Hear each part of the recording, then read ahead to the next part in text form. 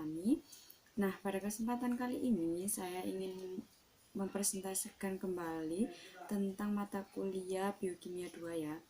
Untuk ini saya ingin mempresentasikan Biokimia 2 LKM 5 ada 10 soal. Untuk yang soal pertama yaitu sebutkan tahap-tahap pengendalian pada jalur gluconeogenesis. Nah, pengendalian ini itu merupakan atau pengaturan ya. Jadi pengendalian pada jalur gluconeogenesis ini hormonal fosfofruktokinase dan fruktosa 1,6 bisfosfat diperantai oleh senyawa yang baru ditemukan, yaitu fruktosa 26 bifosfat atau disebut dengan F2,6BP ya, yakni suatu molekul isyarat yang berasal dari fruktosa 6-fosfat. Pembentukan dan pemecahan senyawa pengaturan ini dikatalisis oleh enzim-enzim yang diatur oleh fosforilasi dan defosforilasi.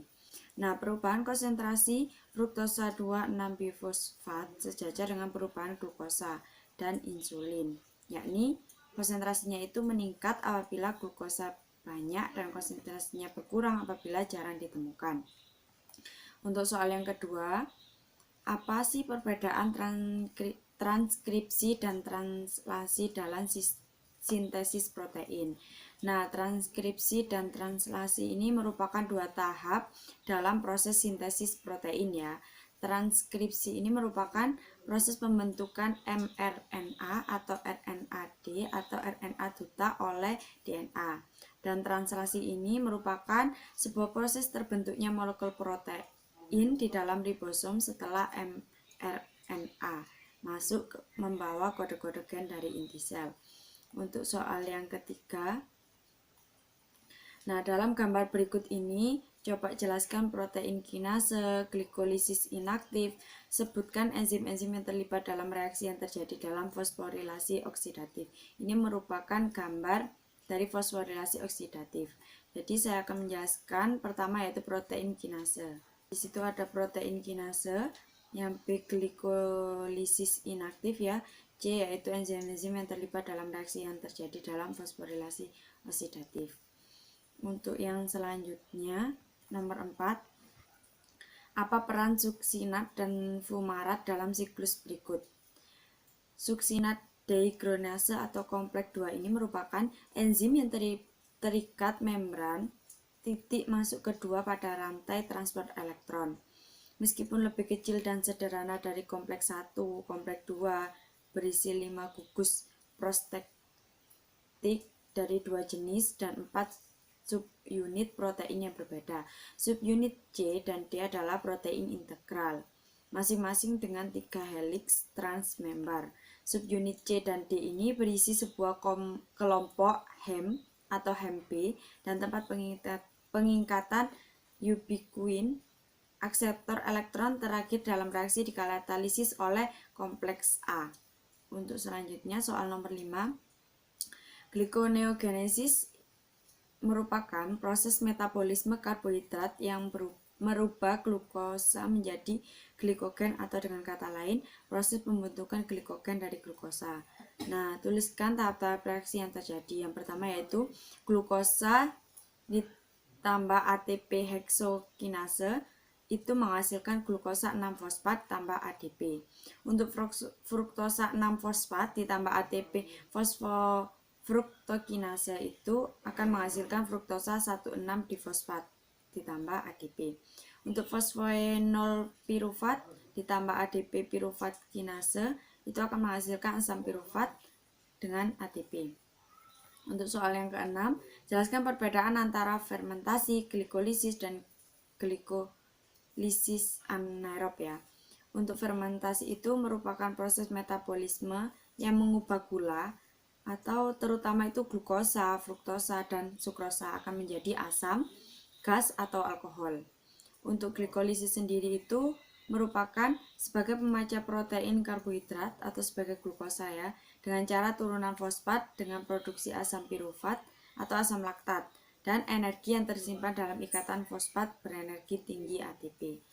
Untuk glikolisis anaerobik adalah satu-satunya alat efektif atau produksi energi selama latihan singkat dan intens yang memberikan energi untuk jangka waktu 10 detik sampai dengan 12 menit ya maaf.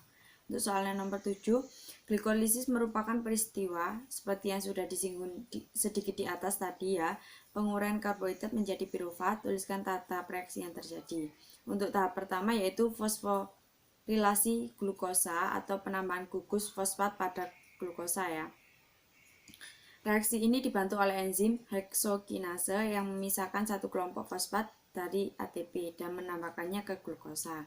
Untuk tahap kedua itu pembuatan fruktosa 6-fosfat. Pada proses glikolisis ini dibantu oleh enzim fosfoglucosaisomerase.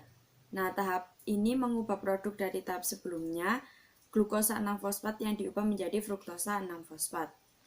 Untuk pada tahap berikutnya, fruktosa isomer 6-fosfat akan diubah menjadi fruktosa 1,6-difosfat dengan penambahan kelompok fosfat ya. Konversi ini dibantu oleh enzim fosfofruktokinase yang memanfaatkan satu molekul ATP. Untuk tahap keempat, enzim aldolase memisahkan fruktosa 1,6-difosfat menjadi molekul gula yang berbeda. Nah, keduanya ini isomer satu sama lain. Adapun gula yang terbentuk itu gliseraldehid fosfat dan fosfat dihidroksiaseton. Untuk fosfat dihidroksiaseton ini merupakan molekul hidup pendek, dibuat secara cepat. Nah, kemudian diubah menjadi fosfat gliseraldehid oleh enzim fosfat tirose. Untuk tahap ke-6 itu melibatkan dua reaksi penting. Yang pertama pembentukan NADH dari NAD dengan menggunakan enzim fosfat dihidrogenase trios, dan untuk yang tahap kedua itu penciptaan 1,3-asam bifosfogliserat dari dua molekul fosfat gliseraldehid yang dihasilkan pada tahap sebelumnya. Untuk tahap ke-7 itu melibatkan pembuatan dua molekul ATP bersama dengan dua molekul asam 3-fosfogliserat dan reaksi fosfogliserokinase pada dua molekul asam 1,3-difosfogliserik yang dihasilkan dari tahap sebelumnya. Untuk tahap ke-8 itu reaksi penataan ulang yang sangat halus di mana melibatkan relokasi dari atom fosfor asam 3-fosfogliserat dari karbon ketiga ya. Untuk enzim anulase datang ke dalam untuk menghilangkan sebuah molekul air dari asam 2-fosfogliserat untuk membentuk asam yang lain, yaitu asam fosfoenol pirufat PEP ya, atau disebut dengan PEP. Untuk tahap ini menghasilkan dua molekul ATP dan dua molekul asam pirufat dengan bantuan enzim piruvakinase pada dua molekul asam fosfoenol pirufat yang dihasilkan pada tahap sebelumnya. Untuk soal selanjutnya yaitu soal nomor 8. Ada beberapa sifat dalam proses glikolisis ini dan tuliskan ke semua sifat yang terjadi. Untuk beberapa sifatnya pada proses glikolisis ini dapat berlangsung secara aerob maupun anaerob. Dalam glikolisis ini terdapat kegiatan enzimatis dan adenosin trifosfat atau disebut dengan ATP serta adenosin difosfat atau disebut dengan ADP. ADP dan ATP ini berperan dalam pemindahan fosfat dari molekul satu ke molekul lainnya. Untuk soal yang nomor 9, tuliskan tahap pengendalian dari siklus Krebs berikut ini. Untuk gambarnya ada di samping ya, itu merupakan gambar dari siklus Krebs. Pada tahap pertama, asetil KOA akan berikatan dengan oksaloasetat yang membentuk sitrat. Reaksi pada tahap pertama ini dibantu dengan enzim sitrat sitase. Sitrat yang telah terbentuk pada tahap pertama tersebut disusun kembali untuk membentuk isomer isositrat oleh enzim akotinase. Pada reaksi ini molekul air dihapus dari asam sitrat dan kemudian dimasukkan kembali ke lokasi lain. Untuk isositrat diubah menjadi alfa ketoglurat yang mana oleh enzim isositrat dehidrogenase. Reaksi ini melepas CO2 dan menghasilkan NADH ya. Enzim isositrat dehidrogenase ini mengkatalisis oksidasi dari gugus OH pada posisi 4 dari isositrat untuk menghasilkan perantara. Nah, kemudian memiliki molekul CO2 dihapus untuk menghasilkan A-ketoglurat. A-ketoglurat teroksidasi, CO2 akan dihapus dan koenzim A ditambahkan untuk membentuk senyawa 4 karbon suksinil KOA. Selama oksidasi ini, NAD+ ini akan direduksi menjadi NADH2. Untuk selanjutnya, KOA setelah dihapus dari suksinat KOA untuk menghasilkan suksinat. Suksinat dioksidasi menjadi fumarat oleh enzim suksinat dehidrogenase dengan FAD sebagai koenzim ya. Suksinat dioksidasi menjadi fumarat. Selama oksidasi ini FAD direaksi menjadi FADH2. Enzim suksinat dehidrogenase ini mengkatalisis memindahkan 2 hidrogen dari suksinat. Untuk senyawa awal dari siklus asam sitrat oleh dehidrogenase malat, selama oksidasi ini NAD+ direduksi menjadi NADH2 ya. L-malat dioksidasi menjadi oksaloasetat oleh enzim L-malat dehidrogenase yang berikatan dengan NAD atau reaksi endergonik. Untuk soal yang terakhir, gluconeogenesis ini merupakan lintasan metabolisme yang digunakan oleh tubuh. Selain gluconeogenesis untuk menjaga keseimbangan kadar glukosa di dalam plasma darah untuk menghindari sitoma hipogliksemia. Pada lintasan gluconeogenesis ini, sintesis glukosa terjadi dengan substrat yang merupakan produk dari lintasan glikolisis seperti asam pirufat, asam suksinat, asam laktat, asam oksaloasetat.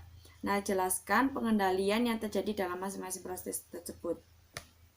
Untuk pengendalian yang terjadi dalam proses gluconeogenesis ini, hati dapat membuat glukosa melalui gluconeogenesis dan menggunakan glukosa melalui glikolisis. Nah, sehingga harus ada satu sistem pengaturan atau yang disebut dengan pengendalian ya, yang mencegah agar kedua lintasan ini tidak bekerja serentak. Sistem pengaturan ini harus menjamin bahwa aktivitas metabolik hati sesuai dengan status gizi tubuh, yaitu pembentukan glukosa selama puasa dan menggunakan glukosa saat glukosa itu terlalu banyak ya.